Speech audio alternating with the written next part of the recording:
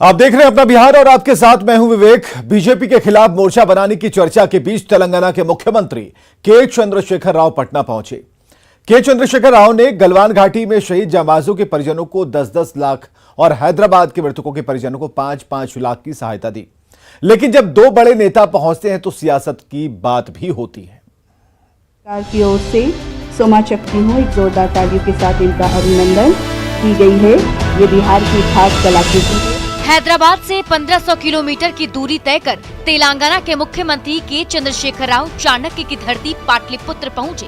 पाटलिपुत्र की धरती पर केसीआर ने बिहार के मुख्यमंत्री नीतीश कुमार से मुलाकात की। चंद्रशेखर राव जी का तहे दिल से स्वागत करती हूँ, एक जोरदार तालियों के साथ इनका अभिनंदन। केसीआर के बिहार दौरे का मकसद गलवान घाटी में शहीद हुए बिहार के वीर बांकुरों को श्रद्धांजलि देना था। साथ में उन मजदूरों के घर वालों को आर्थिक सहायता भी पहुंचाना था जिनकी मौत तेलंगाना की राजधानी हैदराबाद में हुए हादसे में हो गई थी। कम्मो कुमारी के नाम से चेक है। केसीआर ने गलवान के शहीदों के परिजनों को 10-10 लाख की सहायता और हैदराबाद के मृतकों के घर वालों को 5-5 लाख की मदद दी। केसीआर के इस मानवीय मदद की बिहार के मुख्यमंत्री नीतीश कुमार ने भी सराहना की। दोनों मुख्यमंत्रियों ने एक दूसरे के विकास कार्यों की जमकर सराहना की। आप समझ लिए तेलंगाना एक अलग राज्य आपने बनवाया, बाकी जगह कोई इस तरह से आंदोलन करके नहीं बनवाया है पूरे देश में।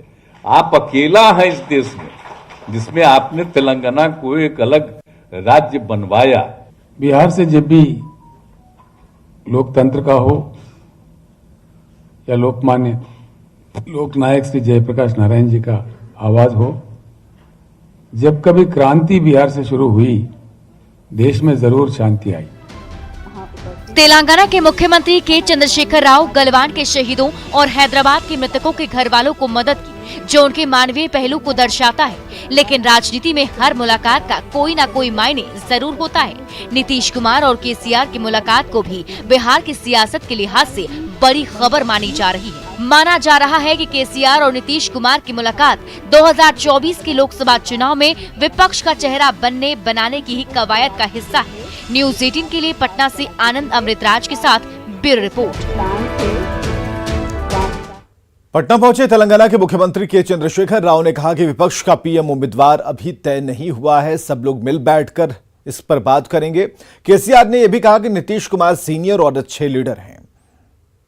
कुमार जी इस देश का उत्तम से उत्तम वरिष्ठ नेता है, इसमें किसी को कोई शक नहीं है। सुनिए ना, मुझे बात तो खत्म करने दो। जब हम बैठेंगे, समर्पित रूप से बैठेंगे, समाधान निकालने का हर संभव प्रयास करेंगे।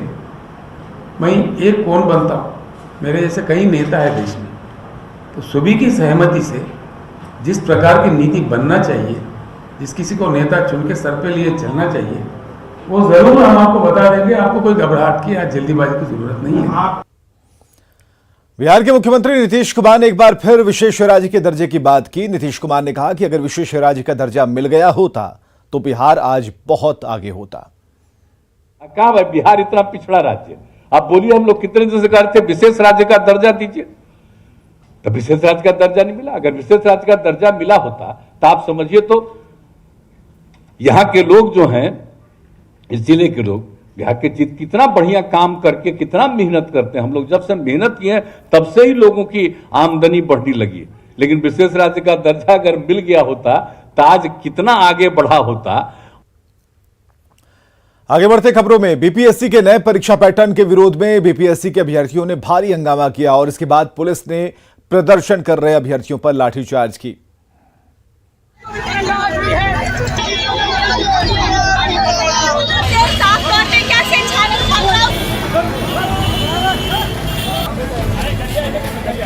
सड़सठवीं बीपीएससी पर बवाल थमने का नाम नहीं ले रहा है। बुधवार को बिहार की राजधानी पटना में जमकर हंगामा हुआ।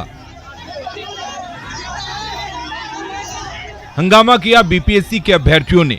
बीपीएससी के नए परीक्षा पैटर्न का विरोध कर रहे ये परीक्षार्थी बीपीएससी कार्यालय का घेराव करने जा रहे थे, लेकिन पुलिस ने उन्हें रास्ते में ही रोक लिया।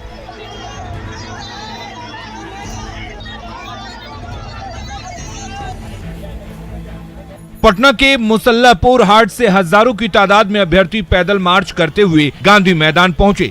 यहां विभिन्न क्षेत्रों से अभ्यर्थी आकर पहले से ही खड़े थे और फिर यहां से करीब 10,000 से अधिक संख्या में अभ्यर्थियों ने बीपीएससी ऑफिस के लिए पैदल मार्च निकाला। छात्रों ने पहले करगिल चौक पर प्रदर्शन किया, फिर वो बीपीएससी की तरफ बढ़ रहे थे, लेकिन पुलिस ने लाठीचार्ज कर उन्हें आगे बढ़ने से रोक दिया, जिसके बाद मौके पर भगदड़ मच गई। पुलिस ने छात्रों को काफी दूर तक दौड़ाया। दरअसल ये पूरा बदलाव 67वीं बीपीएससी परीक्षा के पैटर्न में बदलाव का है। ये तो पूरे बिहार को पता ही है कि 67वीं बीपीएससी परीक्षा का प्रश्न पत्र लीक हो गया था। इसके बाद 67वीं बीपीएससी परीक्षा रद्द कर दी गई थी, लेकिन जब फिर से परीक्षा लेने की घोषणा हुई तो उसमें प्रारंभिक परीक्षा 2 दिन में लेने की बात सामने आई। साथ ही परीक्षा में परसेंटाइल पैटर्न भी लागू कर दिया गया। छात्रों का आरोप है कि इस सिस्टम के जरिए पहले जैसी धांधली की गई थी, वैसे ही धांधली करने के लिए ये बदलाव किया गया है। न्यूज़ 18 के लिए पटना से धर्मेंद्र कुमार की रिपोर्ट।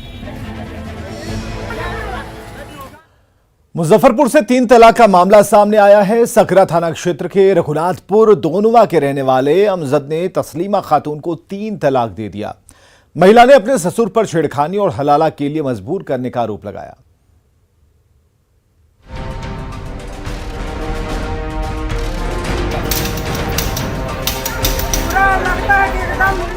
तलाक तलाक तलाक, यही वो 3 शब्द हैं जिसे बोलकर कोई भी मुस्लिम मर्द अपनी बीवी को छोड़ दिया करता था। केंद्र सरकार ने इस ट्रिपल तलाक को गैर कानूनी घोषित कर दिया। फिर भी ट्रिपल तलाक के मामले थम नहीं रहे। ट्रिपल तलाक की सजा भुगत रही ये है तस्लीमा खातून। 2014 में सकरा थाना क्षेत्र के रामनगर की रहने वाली तस्लीमा की शादी बाजी दुर्वा के अमजद से हुई थी। शुरू में तो सब कुछ ठीक था, लेकिन 2021 में अमजद ने फोन पर तस्लीमा को 3 तलाक दे दिया।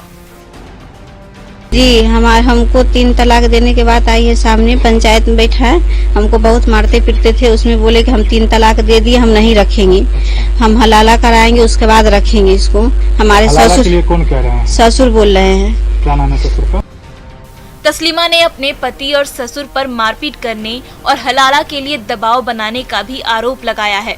पिछले हफ्ते तस्लीमा मानवाधिकार आयोग की सदस्यों के साथ ससुराल पहुंची थी, लेकिन ससुराल वालों ने घर के दरवाजे बंद कर लिए। बिना गुनाह कसूर के पंचायती बैठवा के खुद हमारा बेटी तिलाक दे करके घर से बाहर निकाल दिए। साहब देखिए ऐसे मत करिए, बहू है आपके ले जाइए, पोता लाने आता है, अब पुतो काहे न ले जाइएगा, पुतो के भी ले जाइए। तो नहीं, पोता तो हम कोर्ट से ले लेंगे। बेटी का तलाक होने के बाद से तस्लीमा के माँ बाप का रो रो कर बुरा हाल है। तस्लीमा के पति और उसके ससुर ने अपने ऊपर लगाए गए आरोपों को बेबुनियाद बताया है। वो मेरे साथ सही से व्यवहार अच्छा नहीं कर रही थी, इसके वजह से हम दे दिए। उसको हम तस्लीमा को हम कलकत्ता भेजे, कलकत्ता से जो है न से फिर क्या दोनों में झगड़ा हुआ नहीं हुआ कलकत्ता में, वही दोनों व्यक्ति जाने। तस्लीमा ने इस मामले में पति, सास, ससुर, देवर और ननद के खिलाफ सकरा थाना में मामला दर्ज करा दिया है, जिसकी जांच पुलिस कर रही है। महिला आयोग ने भी इस मामले में संज्ञान लिया है। न्यूज़ 18 के लिए मुजफ्फरपुर से प्रियांक सौरभ की रिपोर्ट। बिहार में पूर्ण शराबबंदी है और इसे सफल बनाने में उत्पाद विभाग और पुलिस की टीम हमेशा मुस्तैद रहती है और इस दौरान की गई कार्रवाई में टीम अक्सर अवैध शराब जब्त करती रहती है। शराब की उसी जब्त खेप पर जेसीबी चलाकर उसे नष्ट किया गया।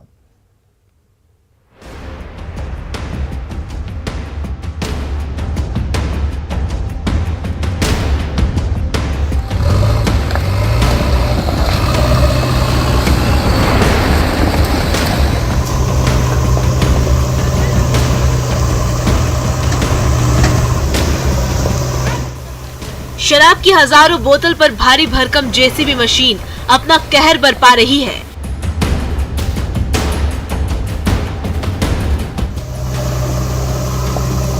ये जेसीबी सिर्फ शराब की बोतल पर ही नहीं, बल्कि उसके अवैध धंधेबाजों के मंसूबों पर भी चल रही है।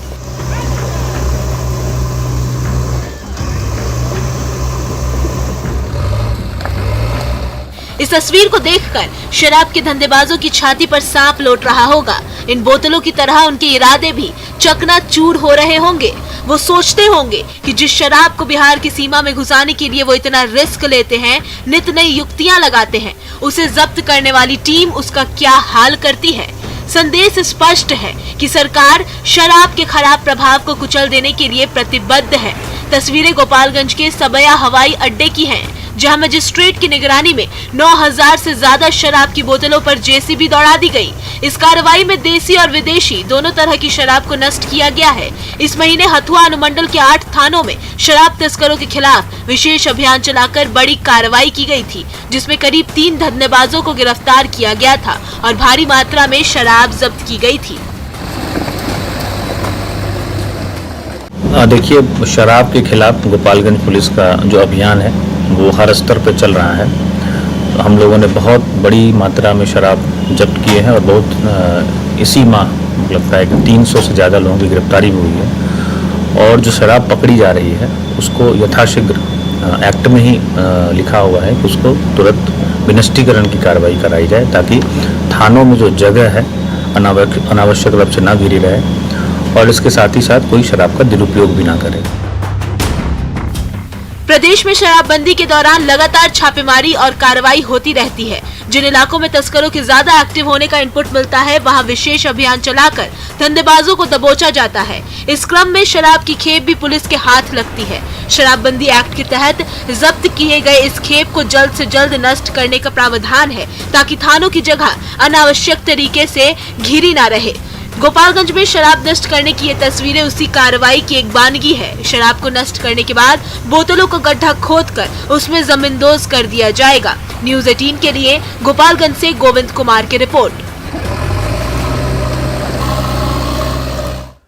उत्तर बिहार के कई जिले बाढ़ की चपेट में हैं। गंगा समेत कई नदियां ऐसी हैं जो कि उफान पर हैं और ऐसे में निचले इलाकों में पानी घुस गया। गांव से लेकर शहर तक बड़ी आबादी प्रभावित हुई है। बाढ़ पीड़ितों ने सरकार और प्रशासन से मदद की गुहार लगाई।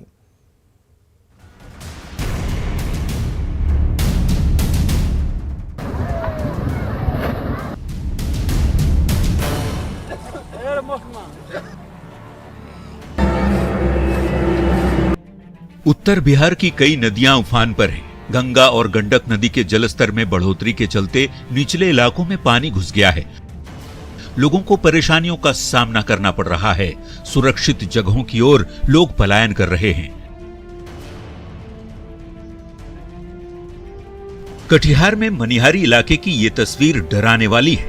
यहाँ के गांधी टोला में गंगा नदी का कटाव बेहद तेज हो गया है, जिससे आसपास के गांव के पेड़, घर-बार सब नदी में समाते जा रहे हैं। कटाव से परेशान लोग अब गंगा मैया की पूजा अर्चना कर रहे हैं। गांव की महिलाएं मां गंगा से कटाव से मुक्ति दिलाने की प्रार्थना कर रही हैं।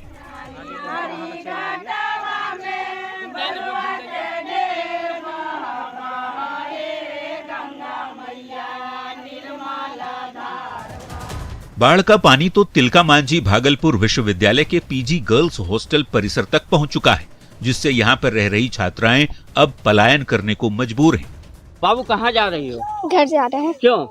क्योंकि पानी बढ़ गया है, सांप सबका डर लग रहा है। पानी बढ़ने के बाद और दिक्कत हो जाएगी, फिर हम घर भी नहीं जा पाएंगे, यहीं पर फंस के रह जाएंगे। गंगा और इसकी सहायक नदियों के जलस्तर में वृद्धि के बाद बेगूसराय में जनजीवन प्रभावित हो रहा है। जिले के बछवारा प्रखंड के चमथा दियारा के 5 पंचायतों की आबादी पूरी तरह से बाढ़ की चपेट में है।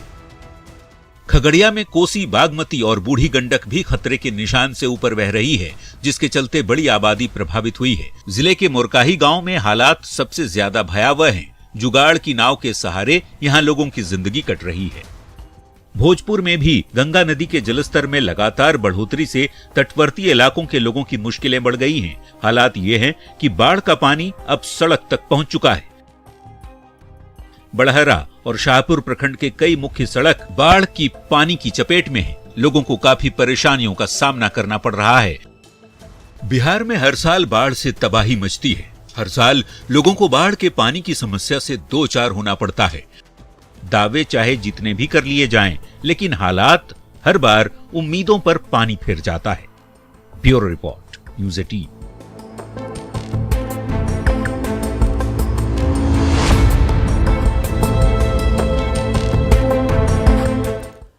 गंगा का जलस्तर बढ़ने के बाद भागलपुर के सबौर में NH80 पर पानी का दबाव बढ़ गया है। आशंका जाहिर की जा रही है कि गंगा का पानी नेशनल हाईवे के ऊपर पहुंच सकता है।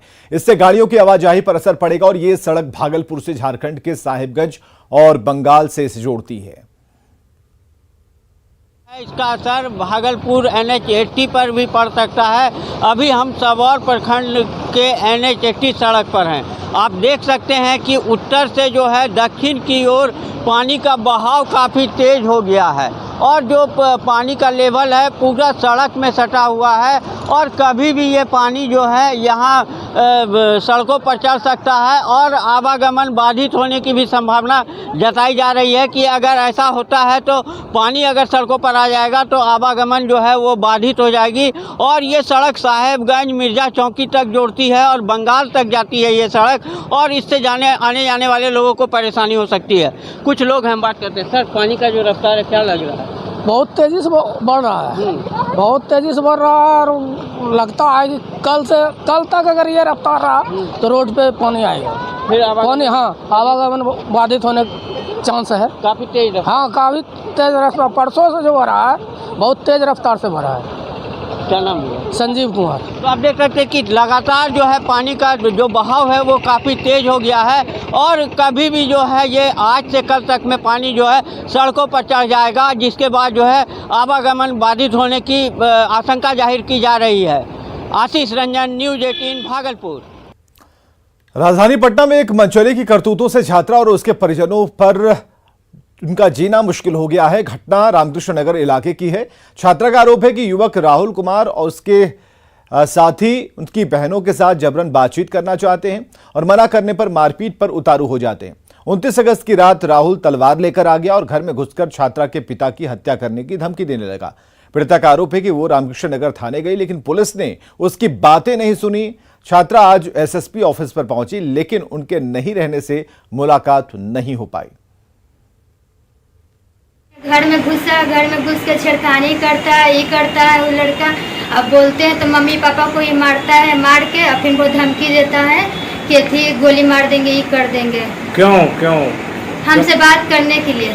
अब बात नहीं करते हैं तो घर में घुस जाता है। हाँ, घर में घुसता है, छेड़खानी करता है। मेरे साथ हो गए, 2 बहन के भी साथ हुआ है, 2 बहन के साथ भी करता है। भोजपुर में एक युवक का शव मिलने के बाद जमकर हंगामा हुआ। भड़के लोगों ने सड़क जाम कर दिया। प्रदर्शन कर रहे लोग कृष्णगढ़ थानाध्यक्ष को सस्पेंड करने की मांग कर रहे थे। सड़क जाम करने की वजह से गाड़ियों की लंबी कतार लग गई। मृतक का नाम नीरज यादव है, जिसकी गला रेत कर हत्या की गई है। मृतक के परिजनों ने भोला नट और उसके साथियों पर हत्या का आरोप लगाया है।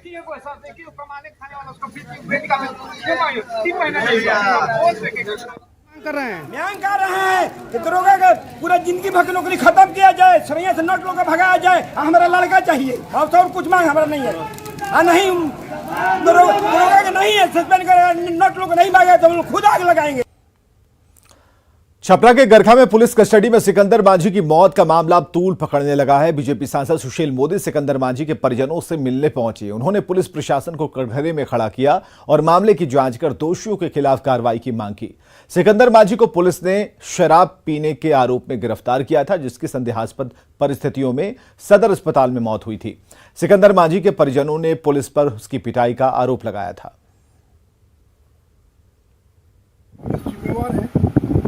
लोकल थाना पुलिस में 302 का मुकदमा दर्ज किया जाना चाहिए। पूरा पुलिस प्रशासन और जिला प्रशासन इस मामले को दूसरी कहानी रंग देने का प्रयास करके बीमार था, अल्कोहलिक था, खड़ी बांध कर क्यों रखा गया, उसका और कोई इलाज करते हैं। ये शुद्ध रूप से हत्या का मामला बनता है। समस्तीपुर के दलसीसराय अनुमंडल क्षेत्र के विद्यापति नगर थाना इलाके में एक किसान की सोई अवस्था में गोली मारकर हत्या कर दी गई। गांव के बीचों बीच हुए इस हत्या की घटना में वारदात से पूरे इलाके में सनसनी है। मृतक किसान की पहचान मऊ धनेजपुर दक्षिण पंचायत के वार्ड संख्या 10 के रहने वाले बलदेव गिर के रूप में की गई है। घटना का कारण जमीनी विवाद बताया जा रहा है। फिलहाल पुलिस शव को पोस्टमार्टम के लिए समस्तीपुर सदर अस्पताल भेज चुकी है। में पहुंच के ही हम बिना ना खाए पिए ऑलरेडी दौड़ा 7 बजे सुबह में हम विद्यापति थाना निगम में पहुंचे। वहां पर पहुंच के छोटा बहू से रिक्वेस्ट करके वहां आवेदन पत्र दिए। आवेदन पत्र देने के बाद में हम उनको बोले कि सर चलिए, लेकिन उन लोग बोले कि नहीं कुछ नहीं होगा, शनिवार तक का वक्त दिया जाए। शनिवार वक्त दिया जाए, उसके पहले वो धमकी दिया जा रहा था कि अगर कोई भी नाम का मेरा नाम में केस करेगा या मुकदमा करेगा तो हम गोली से मरवा देंगे। कौन बोला था ये बात? ये ऑलरेडी उन लोग का घर का सदस्य बोला जा रहा था, अशोक गिरी बोला जा रहा था। समस्तीपुर के एक सरकारी स्कूल के शिक्षक वैद्यनाथ रजक खेल खेल में बच्चों को पढ़ाने के लिए चर्चित हैं। एक बार फिर उनका वीडियो वायरल हो रहा है जिसमें वे छात्रों को बिहार की चौहद्दी बता रहे हैं। साथ ही बिहार और उसके पड़ोसी राज्यों से जुड़ी सांस्कृतिक पहलू की चर्चा भी गीत के जरिए कर रहे हैं। छात्रों को भी वैद्यनाथ रजक के पढ़ाने का तरीका पसंद आ रहा है। वैद्यनाथ रजक हसनपुर प्रखंड के प्राथमिक कन्या विद्यालय मालदा के शिक्षक हैं। यह छिए हमर बिहार, हिंदी उर्दू के भरमार, देशबा में सुंदर बिहार, हिंदी उर्दू के भरमार, देशबा में सुंदर बिहार। पूरब में पश्चिम बंगाल खड़ा छे, शांति निकेतन के नाम बड़ा छे। पश्चिम में यूपी छे राम जी का नगरी, पश्चिम में यूपी छे राम जी का नगरी। इस गीत के माध्यम से मैंने बच्चों को बिहार की चौहद्दी बताने की कोशिश की है कि उत्तर में क्या है, दक्षिण में क्या है, बिहार के पूरब में क्या है और पश्चिम में क्या है। साथ ही मैंने इन राज्यों के एक एक प्रसिद्ध स्थलों की भी चर्चा की है ताकि बच्चे उन राज्यों के नाम के साथ साथ उनके एक प्रसिद्ध स्थल को भी जान सकें। और आगे देखिए जोहार झारखंड।